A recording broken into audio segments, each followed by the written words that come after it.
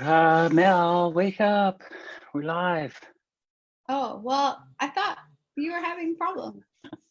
I got it I'm, going. I'm awake. Hi, Hello. hi everybody.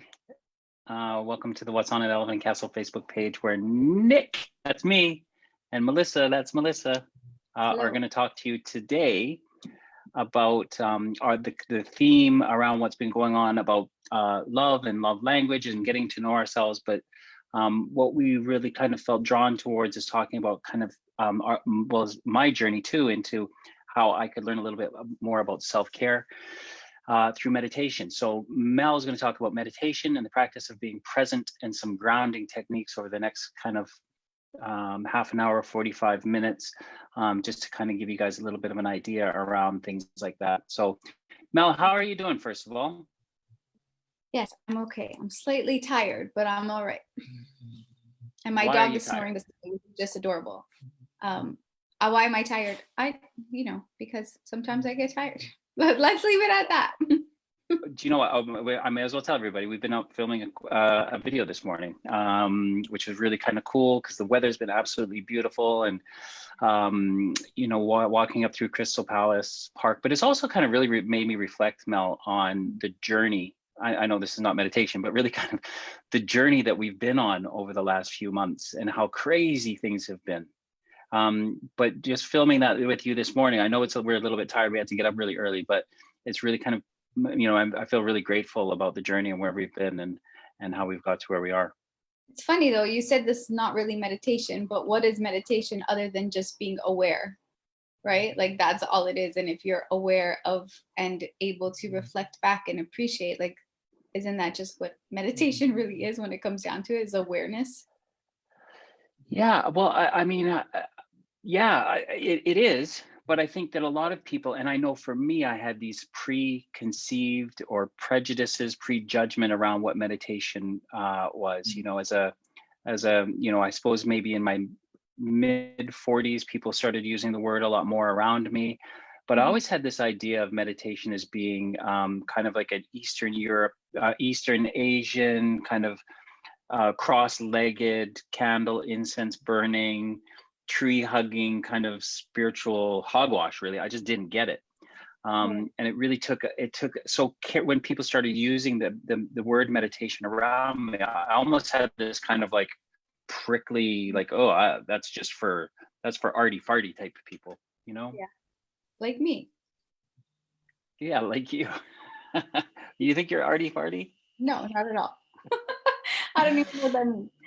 But I Yeah. do recognize what you're saying because it does, I mean, there's a lot of associations and projections around the word meditation or presentness, awareness, mindfulness, like all these different kind of lingos. There is certain like projections and images we have around what it needs to look like. And I do appreciate that given what's happened in the world in terms of this pandemic and different ways of navigating and operating our different lives, everyone is able to now cultivate their own relationship with it.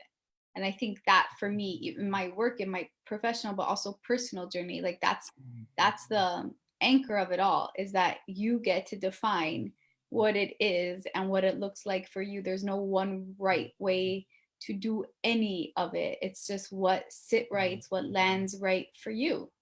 And I think that's the most important piece, is like what works for you. Take what works, leave what doesn't, and kind of mind your business about everyone else doing it in a different way. Like it's nobody's business really. Just shush for a second. I can hear Mago snoring. Can I talk about Yeah. meditation? Yeah. Look at this. This is what we all need to achieve. That is like some beautiful state of zenness, isn't it? We all Like, need to get into mago level of meditative and awareness and sleep. uh, if I can hear her snoring, I'm wondering if anybody else can. Oh, Now she's stopped. Um, no, she knows. That's that's adorable. the most precious thing in this world, I think. One of the most precious things. So, okay, so this is a thing I think about. I like talking about old ideas and this thing of when someone like you who's been practicing meditation, and I'd like to kind of get to know a little bit more about what you've learned in your journeys, because I know you've traveled an awful lot and you've studied under different kind of mentors and guides in meditation. But why do you think it is that the word meditation as well has kind of been hijacked by a certain type of people? And I'm going to talk about people who I don't know, kind of that yogurt eating, granola eating, like Lululemon type people that I'm being really rude here, but these people who kind of portraying that, and this is the bit that I was again, people kind of almost looking down their nose at me, because they were living this kind of really super healthy lifestyle, and they were like achieving this kind of enlightenment, and I was like, I thought this was about inclusion and community, and I think I think this was when my first experience with it was people who kind of almost shamed me for not being able to sit with my legs crossed. Gross. Yeah, I know. So I think that's kind of the thing where I feel like a lot of, I suppose, Eastern practices have been hijacked by commercialism and capitalism. And Western ideas, right? Of which is capitalism, which is classism, which is racism, right? Ableism, sexism. It's all these kind of things. It was a very like, yeah, you need to fit into this package, and if you don't, then you're doing it wrong, or you're not enough, or do it better, right? So much shame and judgment around all of it. Yeah. So if you were to approach, like have a man like me approach you and talk about meditation, what would be the kind of your explanation of kind of a base level entry of what meditation meant? Oh, that's a good question. I feel like it's like, first of all, it's something that can't be forced upon anybody. Like to say you should meditate, that is not a thing. Like if a conversation happens organically, it's like, hey, what meditation really is just taking a second to be with yourself and connect to something, to connect with yourself, and then something outside and greater than yourself, right? So I think whatever belief you prescribe to, you don't have to be religious or spiritual, or it can be just connection. I see that as meditation, just connecting and quieting the noise in your head to be able to connect to something outside than our human brain, which is so good at producing thoughts and making lies and convincing us of things that maybe are not connected to our heart, our spirit, our soul, or our life in whatever ways you want to be. So I think that would be kind of the thing, is like, is there something that is intriguing to you about what meditation means, or what is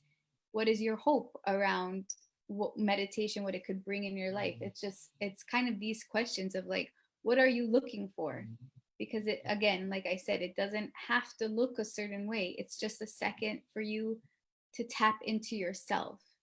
And if I want to go deeper into it, it's like, because by tapping into yourself, in my practice, in my understanding of the world, by tapping into myself from a place of peace and acceptance and no judgment, and no ego, I get to tap into all of my fellow humans and all of Earth. And that's so what are you wanting to explore would be the first question. Like, what is intriguing about meditation? I think that's it. I think what's made me, there's two things that have come out of that, is that you use the word practice, and then also to go back to, I would like to know the benefits.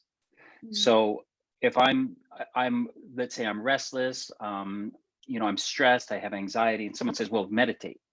Well, I'm going to go, well, what does it do to me? What are the benefits? Also, like, I feel like, for somebody like me, for example, when my mind was my biggest enemy, and sometimes it still makes an appearance, but when I was afraid to be with my thoughts, and somebody says, well, just meditation is just like, be with your thoughts and let them come and go, I was like, well, that's the worst thing you could tell me to do, right? Like, that's actually what I've been actively avoiding my whole life, is running away from my thoughts and my feelings. And so now you're telling me to sit with them? Like, come on, man, that's not cool.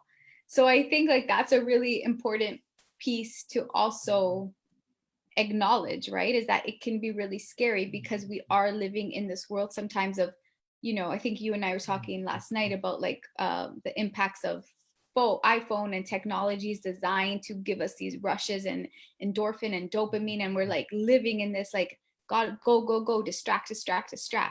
And so meditation, mindfulness practice, practicing presence is asking us to push pause on the noise, even with our own thoughts. And that can be scary because our thoughts, I think, even however harmful they might be, is something we know, like it's something we're used to. So sometimes the silence is a bit scarier than the thoughts, which are so damaging. Does that make sense? Am I articulating that okay? It feels a bit complex in my head. Run with it, because I think I know what you're trying to say, and you know, I think that what kind of is coming into me is to ask you is like this kind of thing about the benefit of it, and that it's something that we can't really tangibly see. You know, if I go see you and I ask Mel, I'd like to see you 12 times for therapy to deal with a substance or something that or a trauma, then that is something that I can kind of like, oh, okay, I'm going to go see her 12 times. She's going to give me some writing exercises. But with meditation, because it's known as either it's got some kind of religious connotation to it, but people talk about, you know, to soften it up, some spirituality or mindfulness to kind of make it more accepting. It's something that for me, I'm like, I don't see any evidence in that. You know, I hear a lot of people talking, but I don't see evidence in it. So it's something that is kind of harder to see as some kind of treatment or solution. But the thing is that I think we're by inviting a practice of awareness into your life, of a moments of peace, is that it does come from the inside out. So you're the only one who can gauge the evidence, right? Like for now. And I think that's what needs to be framed too, is sometimes we are like wanting to see things. Well, I'm not going to believe it until I can have this tangible proof, this thing that can identify, quantify, qualify the result. Where I think when it comes to a practice of inner work, you're the best, judge, for lack of a better word, of it, where you're like, actually, my breath is a bit deeper today, or that I got that information, and instead of shutting down, I breathed in the moment. And it could be that simple for 1 second. That is the evidence of the work itself. And that's only for the person practicing to really know. And I think that's something we also have to really acknowledge of other people, is that we're not aware of the internal transformation and evolution that's happening for people. And for us, it might look like not enough. But if it's as small as it may seem, but pretty powerful, as a breath, instead of like an action that might cause more harm, or like a pause before you say something that might harm, that's it, right? So I think that's also an important piece of the internal, what happens internally in our heart, in our brain space, in our mind space, in our spirit space, is like, that's the work of it. And no one actually gets to see that, nor should they, because it's you. And you're the best, you know that better than anyone. I love the way you talk about the internal, because I know also how you talk about how the body can sit with trauma. When you say to me internal, I think of I think of blood and guts, right? It takes a time for me to think on another level than the material of the being, like the physical being. How have you seen this kind of thing of like, if we can start looking inward to kind of repair the inward? I'd like you to kind of talk a little bit about how, and you don't have to, you know, about your experience too, about how the body can wear trauma. Yeah, I think first I want to say, like, the material, you said the material, like that's part of it. It's the connection to how our body's responding. So it's not separate. Like our organs are not, our blood, our guts, our, you know, cells are actually so intelligent and wise, and they are connected to our essence of being. And so then when we think of trauma and the impacts trauma can have in our body, it's around the body saying something, it's not safe in here for me, or I've been doing this for a long time, I've been surviving this way, and I'm feeling like I need a pause, I need another thing in my life to be able to navigate, because this ain't working for me anymore, right? And I think our bodies are so resourceful and capable, and they can hold so much until they can't. And that's when we see sickness and disease and illness and all these things impact us, because our body is like also maybe begging for us to take a break for a second and pause, and they're like, how much more do I need to break down or cause you pain or discomfort for you to, you know, reflect that this and this need to catch up? Because sometimes our bodies know things way before our minds even able to process based on trauma experiences, the level of awareness we're willing to explore, right? Of what happened and why. That was one thing. You said something about my own, well, I mean, my own personal experience was my body like shut down on me at 21, which was like almost 20 years ago. And I was told I was going to be in a wheelchair by the time I was 30, right? And that was 8 years ago. And I'm healthier than I've ever been. And I think the thing around that is, you know, from a young age of holding on to pain and not being able to express grief and not being having the language to say, can somebody like check on me because I'm not doing okay, like not knowing what that could look like, sound like, or what I would even do with that. My body had to step in for me so then my spirit and my heart and my mind could catch up, right? And so like that's what happened. It started with a paralysis in my face and then it spread to the right side of my body. So for months I wasn't able to move or even talk. And so when that happens, what else do you do but go inward, right? And you're like, so what is my body actually saying? Like what pain and grief is it holding on to that has to come out in some way? And the way it came out, that way that pain came out was through making me not move in like the most beautiful ironies of irony, because I just kept moving and shutting down and numbing. And I was like, okay, this is what we're going to do then. We're going to lock you in this. And so through that, I was able to start exploring the reasons why and the pain behind it and the sadness and the grief and the shame and the guilt and all the things that come with all the things. So did I answer your question? I feel like I'm rambling a lot today. No, and I want to go a little bit more into then, and then because I want to try to anybody watching this to try to see how in your experience you were in this spot, and then how did you start to change your perception through meeting guides, through traveling, through being exposed to things like meditation and mindfulness? Yeah, I think so. What happened for me was through a lot of like Western medicine tried, right? And they're like, you need to do this injection 3 times a day. You know, costs $40,000 a year, and your life's going to be this way, and it's not going to be that good anyway. Okay, so I tried because I was, like I said, a young thing. I didn't know what was happening. My parents, my family were just scared. So you go to experts, right, quote experts. And then what I realized was like, well, this guy who has to read my name, who doesn't know shit about my life and what I'm about, is telling me what I need to do for my body, and that didn't feel right.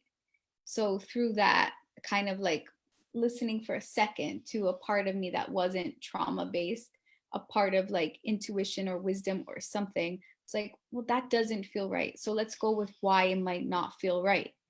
Right. And the idea, and what is, I think, the base of how I hope to work and support people and myself is to honor and recognize that we are experts of our own experience and our own selves, and nobody knows us like we do.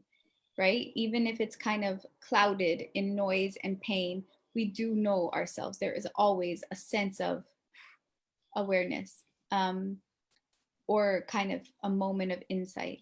So now we just have to clear the muddy waters to get to that kind of pool, crystal clear pool, for even a second. So I think that was the first thought. And then as Western medicine wasn't like feeling right, I started looking into more like, well, what's the impact of diet? And you know, that was a big thing, what I was eating. The second big thing was like, hello, trauma, stress, pain, depression, anger, suicide. Like, come on, of course. So I'm like, why is no one talking about that? Like, why is that not on the list of all the things I need to do? Why is it only like injections and pills and all these things? So I'm like, well, that feels a bit strange too. Like, this is a very limited conversation around one idea of what's happening for me. So then long story short, I started seeing like alternative is also weird because I don't know why medicine that's around natural healing is somehow alternative. I mean, we know why if Western medicine is seen as the forefront, everything else is alternative, which is something I think needs to be challenged too.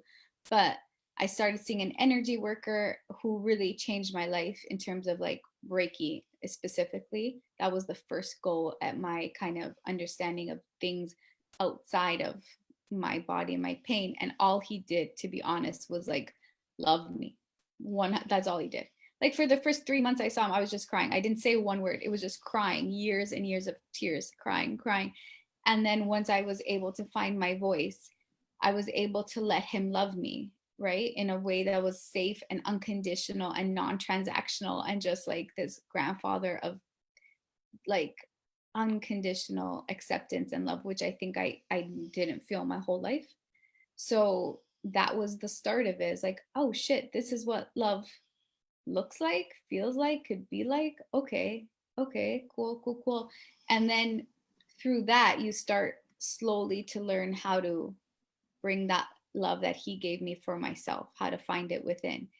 That's like a Cole's Notes version, I guess. But I think what I remember his first exercises for me was just to take a conscious breath or to not have a like a counting exercise.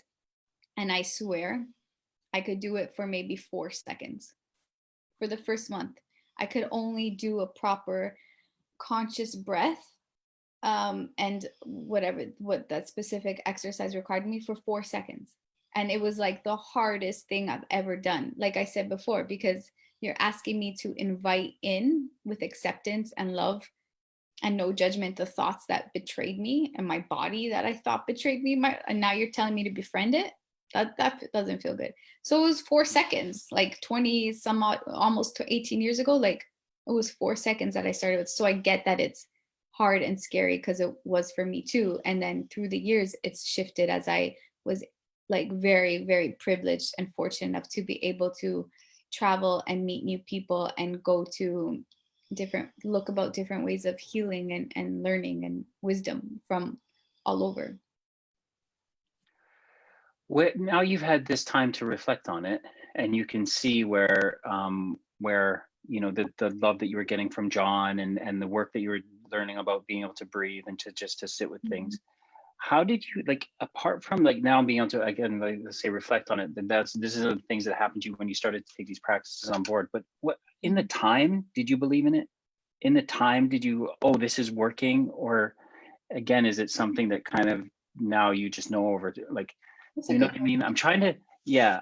I get what you're trying to get to. It's this kind of whole thing about collecting evidence that we always talk about, is that if I do this, this happens. But sometimes it's not right away. Sometimes it's only in reflecting months or years back that you go, oh, that's how it was working back then. That's a great thing too about life. I think sometimes is like things are always in motion, whether or not we know it. And that's what I prescribe to now as a way of my own safety and security. I'm like, I might not know it, but I know something's in motion, and that's just I'm gonna understand it one day. Did I have that 18 years ago? No. I think what I was going with was I was in so much pain, and whatever I thought I was doing wasn't working.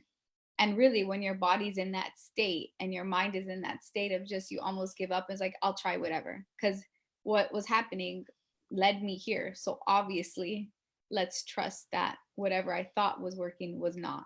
So it does require a little bit of like, okay, let's try. But then again, what I think is so important is that I did trust John, right? I didn't know it, again, the language, but I know that what I knew that when I was in his presence, I felt the least amount of pain I've ever felt, right? I felt supported. I felt cared for. I felt seen. And I think if I really reflect back, some of my biggest teachers were people who just saw me, right? For all the things I tried to cover up, they were just like, no, I see you. And that's so terrifying sometimes. But I recognize that is that I felt, even if I didn't have the language or if it wasn't connected, I felt like okay in his presence, which was a pretty significant thing for me at that time. And I think the more I saw him, I wanted to see him. I was getting excited to be with him and to learn from him. And I think that was a piece too. It's like, I'm just gonna go with it because it's happening. So I think it obviously speaks to the beauty and the wisdom and grace of him and what he provides, which is like, just come as you are, which I think I try to honor in the way I try to do things. When you said something, I got a shiver up my spine, and that normally to me is a sign of, ooh, something just clicked here.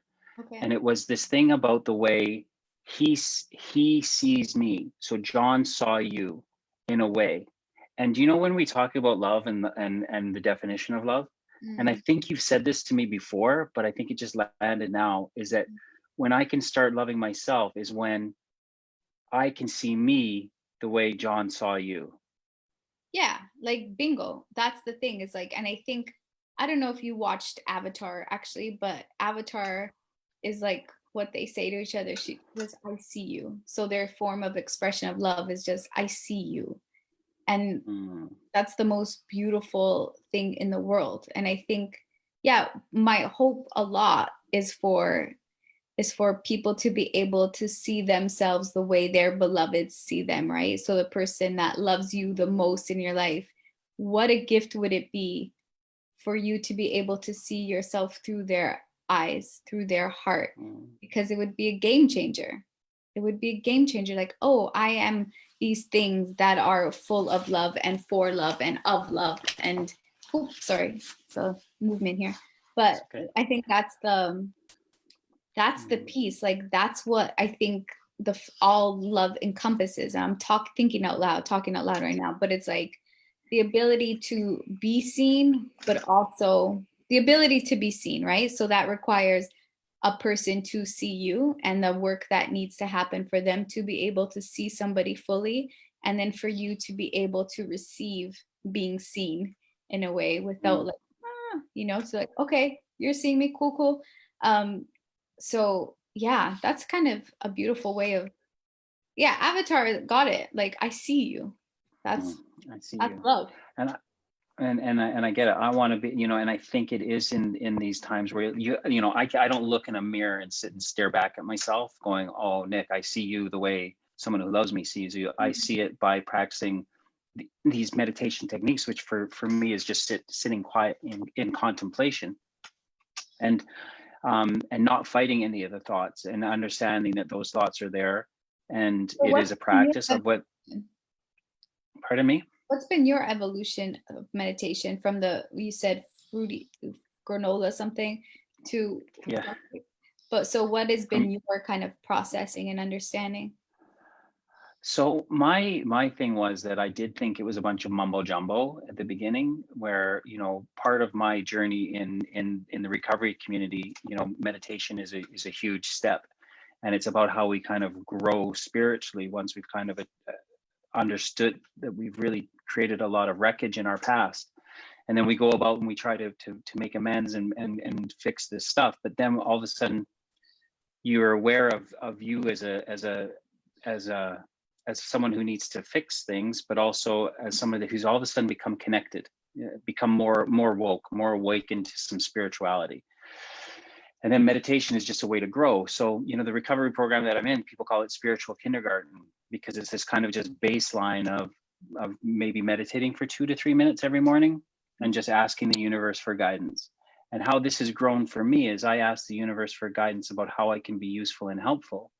And then how that has grown from that is help me see the people that are put in my path, because sometimes I can be like in my here and running around and dodging this and dodging that, when really there's someone there that needs my help, or just needs a hello, just needs a love, just needs a coffee.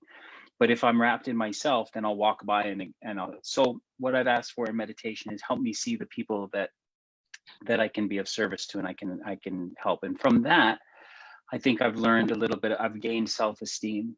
I've had self-esteemable acts, by being able to help people who can't give me anything back. And I think that's been the biggest blessing in my journey, is that I've been able to help people who can't pay me money, who can't buy me food, who can't do anything. They can just sit with me while I try to help them. And in doing that, I've been filled with this kind of, I don't want to say, but with self-care, self-like, you know, to the point of like, you know, I'm proud of what I've accomplished in that, which is like, so that's been my journey in that. And then it's kind of growing into this thing of collecting the evidence and trusting that this stuff works. So now, as a guy who's almost 50, who you know, looks and acts the way I act, when I talk to other guys who look like me, who come from this kind of macho background of like meditation is for yogurt and granola eating, Lululemon wearing people, I can say, hey, you know, have you ever tried it? Because what I've known is that if I've been frustrated or annoyed or scared, sitting in fear, I can go give myself 3 to 5 minutes, maybe 10 minutes even, to just sit quietly. And then all of a sudden I feel better. And that's it. And the guy goes, well, I'll try it. And then all of a sudden they do it. And then all of a sudden you're collecting more and more experiences of this stuff working. And then, you know, Mel, like I did my first guided meditation probably about like 3.5 years ago. And it was in my office in Toronto. And it was with some people who I trusted. But I was, the person leading the guided meditation started off and it was like a 5 or 10 minute meditation. And for the whole time I was like, this stuff doesn't work. Kind of like if someone tries to hypnotize you and you're not into it. But my mind was like, oh, the front door of the office is open, someone might walk in. I just was not present. And then finally, after that meditation, there was going to be another one, but I went and made sure the office door was locked. And I went and I sat back down and I just said to the universe, I said, do you know what? If this stuff works, can you please give me a sign? Just give me a sign. And I sat down and the person started talking, and I reckon I heard maybe about 30 seconds of them talking. And I saw this, my eyes were closed. My whole vision went into this dark purple pool of like a lake, kind of a moonlit lake, you know, but in this purple kind of shine. And this female hand rose out of the lake, kind of like the hand in Excalibur rises out of the lake, but without the sword. And it was a purple hand. And it just kind of like, this voice was like, you want me to show you something?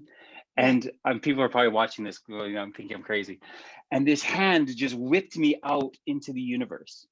And I went on this like journey through stars and through galaxies. And I remember feeling just tears running down my eyes, kind of, and I was just looking like this. I was like, what is happening to me? And I came back into the earth, and all of a sudden I was flying up behind bumblebees and behind birds. And they were, again, it was all kind of in purples but dark purples and behind birds and stuff. And then all of a sudden it was just like, I landed back down and I was like, there it is. And then I could hear the person's voice bringing us out of the meditation. Yeah. And I was like, again, people like, Nick, what the heck happened to you? You know? And that was when I was like, wow, I don't need to ask for any evidence anymore. Like, I trust that there's something going on here. Okay. So I was kind of more able to kind of make it into a practice. But I'm still very much, I would consider spiritual kindergarten. I'm learning more, like through the lockdown, I started doing Deepak Chopra guided meditations. Mm-hmm. And then I think we were part of a 21-day meditation challenge too. And they were just very, very interesting, but it was more about creating a discipline, you know, creating a thing of like, hey, people go to the gym to work out. Why can't I give myself 15 minutes doing a guided meditation or a contemplation or just kind of sitting in quiet? Also, something that you taught me, which was like going into nature and just sitting at the base of a tree and just feeling differently. So my body then started to feel energies and buzzes and chills and like shivers and stuff. And I was like, there's just something going on here. And again, I don't try to define it. I'm just kind of really happy to be in this place of practice and exploring. Yeah, I think what you're speaking to is the idea of being connected to something.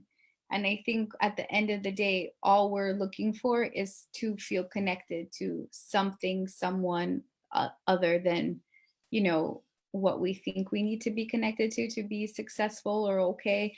And especially with ourselves, right? Like that's the hard truth of it, is that if we're not connected and have this relationship with ourselves that is based on love and trust and seeing ourselves and loving ourselves in our fullness, my dog's gonna start barking very quickly. Then how can we offer that or tap into that in other ways, or even fully show up and be authentic in our relationships, right? Not only with people, but with the earth, and with, you know, our interactions with everything that comes in our path. So I think, I mean, this is the core of it all, is like ways to connect, and what that allows for us, what that invites in.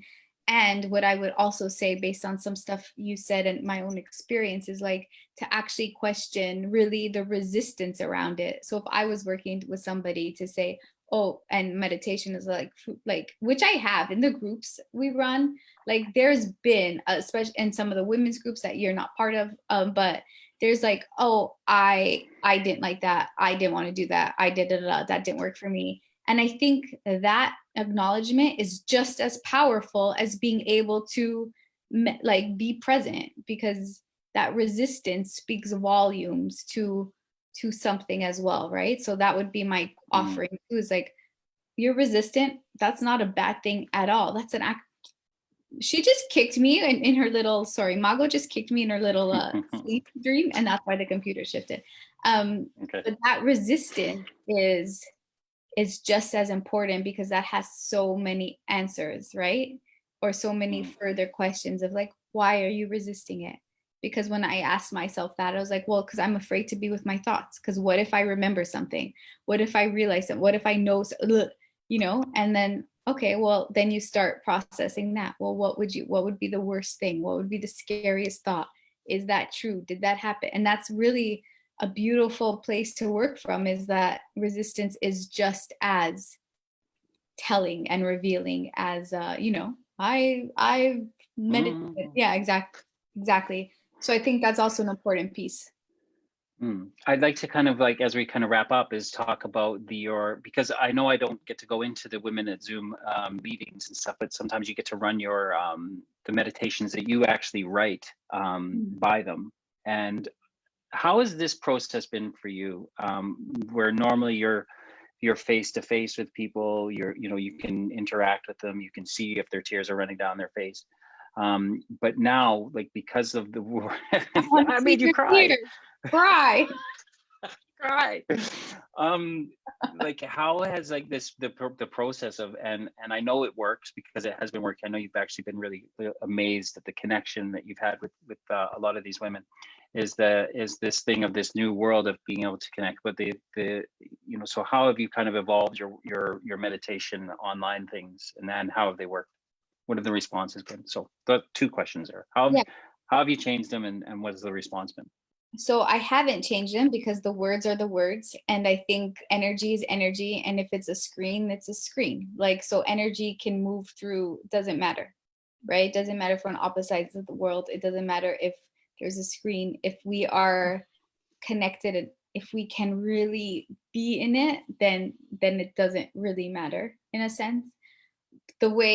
But I will say that it was actually quite scary, because I was doing my own meditations that I kind of created based on my own language, my own languaging, my own experiences, my own, like, what works for me.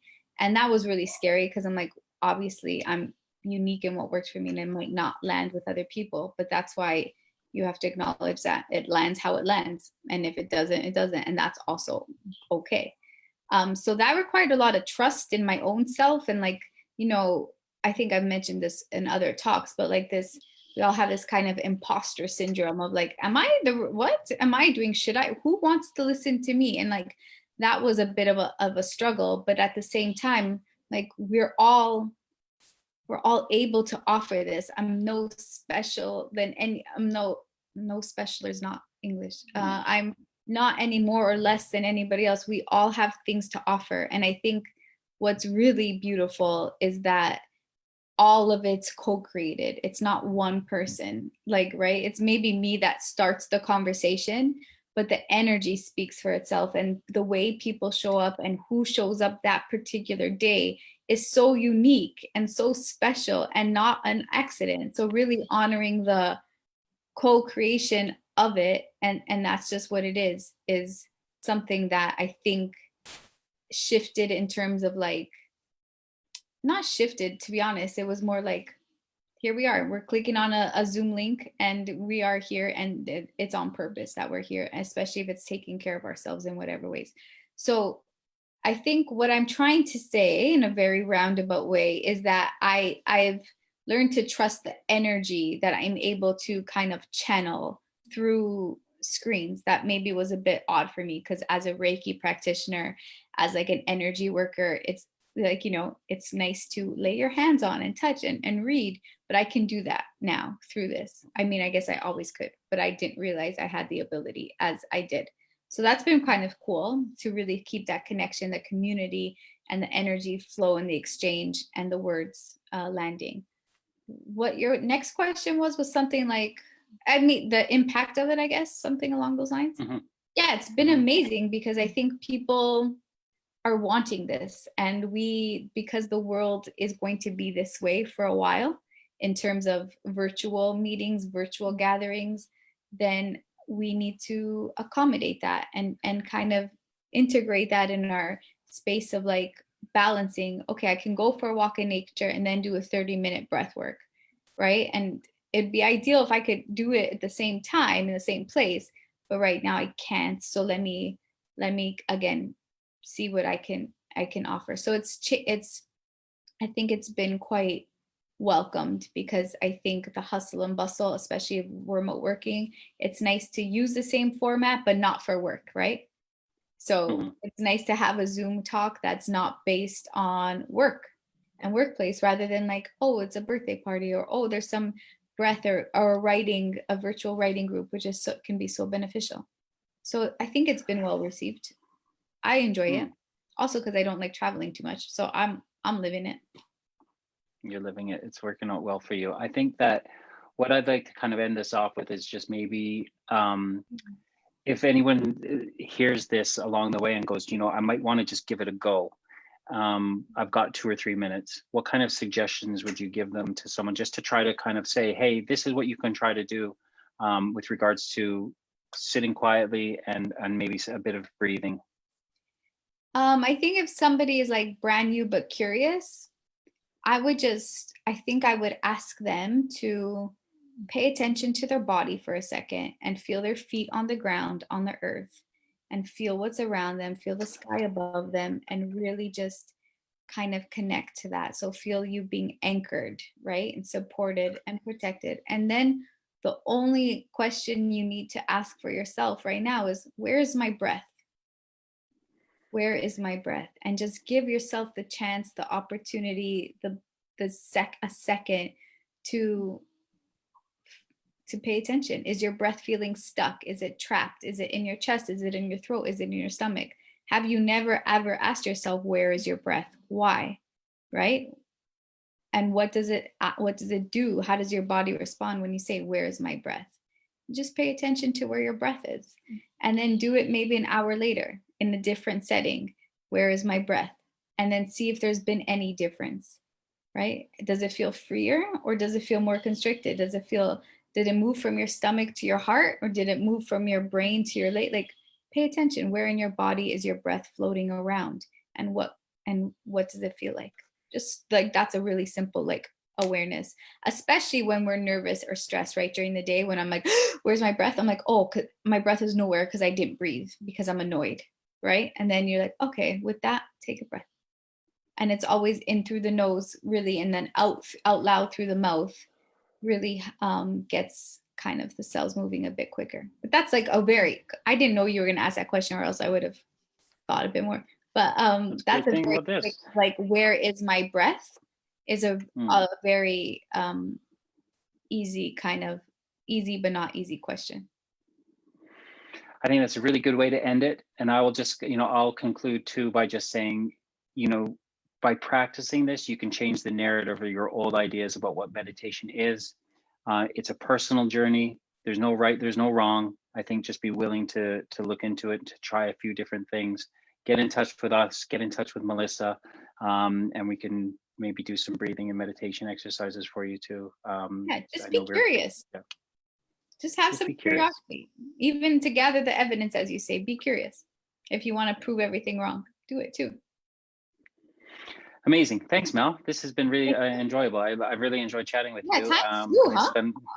I know it just flies by, doesn't it? Like, how am I going to get through this? But it went quick. Yeah, I really enjoyed it. It really felt good. I really feel good about this one. I feel good about them all, but this one was just because it's the latest one. It's awesome. So thanks everybody at the What's On at Elephant and Castle Facebook page. Thank you, Melissa. Thank you, Mago, for snoring and being cute. And this Thursday at 11 p.m., join us for our workshop on love and love language, and kind of what we've been talking about today, our journey about being able to kind of actually have some love for ourselves, which is really, really needed right now. To be seen, and to be seen the way other people see us, which is beautiful. So thanks everybody for joining us. We'll talk to you later. Bye.